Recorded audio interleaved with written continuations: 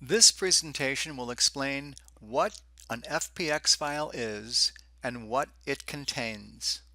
Once an FPX file is open in the library editor, by selecting the library editor icon in the main toolbar, it opens up a spreadsheet that is an ASCII text file that can be imported into Excel spreadsheet or into Notepad or any program that can import ASCII data.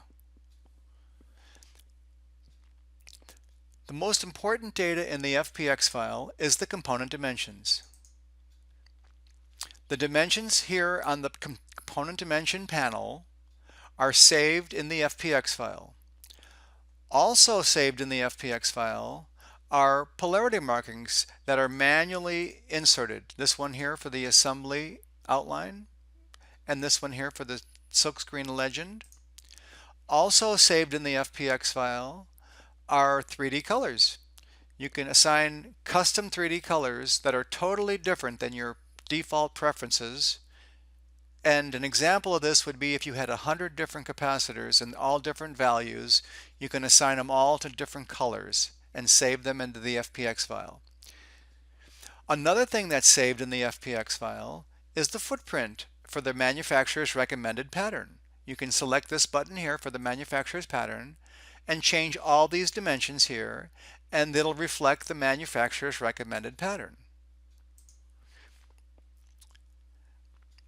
The user can manually insert the data of the case code, manufacturer, part number, logical description, and the datasheet link. The datasheet link could be an HTTP URL web link, or it could be somewhere on your hard drive or your network drive, and it could be any location that you want with any path, including the PDF file name. What's not stored in the FPX file are preferences. It's a common belief that the FPX file saves preferences. Well, the FPX file doesn't save any preferences. Like I said, the main thing that the FPX file contains are the component dimensions. When you insert the component dimensions into an FPX file, it auto-generates the footprint name and the physical description. And these are based on the component dimensions themselves.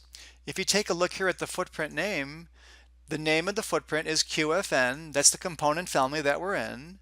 25 pins, a pin pitch of 0.5 millimeters, 4 millimeter body length and width, 0.8 millimeter height. The lead is 0.4 millimeter by 0.24 millimeter with a square thermal pad of 2.6 millimeter. So all the dimensions that are coming out of the dimensions are assembled into the footprint name per the IPC 7351 naming convention.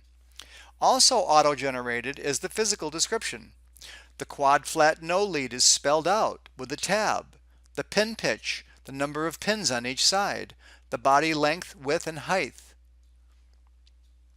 The user can add additional columns. You can right mouse button and select additional columns. So you could say new and a new column, and the new column could be any header that you want. In this particular case, we'll add a new column called comments. And then I will relocate the comments by clicking and dragging on the header, and I could relocate it anywhere in my FPX file. Now I would put comments in here to say that I want to basically make a comment on that particular part on whether I use the manufacturer's recommended footprint or whether I did something special to this part to make it different than normal.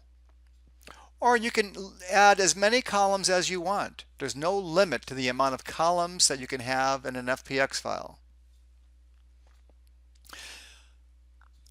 Every other aspect of the resulting footprint, such as drafting items, like you have your drafting items here, you have your legend, your assembly, courtyard, component information, you have your rules, your default rules, your terminal, you have your terminal settings, solder masks, swell, fabrication tolerances, placement roundoffs, density level, least, nominal, most, the 3 tiers, courtyard excess to body, courtyard excess to pad, and the toe, heel, and side.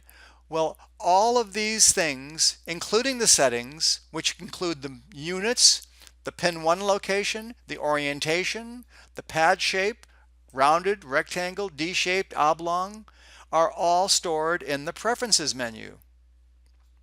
They are not stored in the FPX file. The FPX file simply contains the component dimensions, and when you take the component dimensions and mingle them with your preferences, it auto-generates your footprint. But that is for another presentation.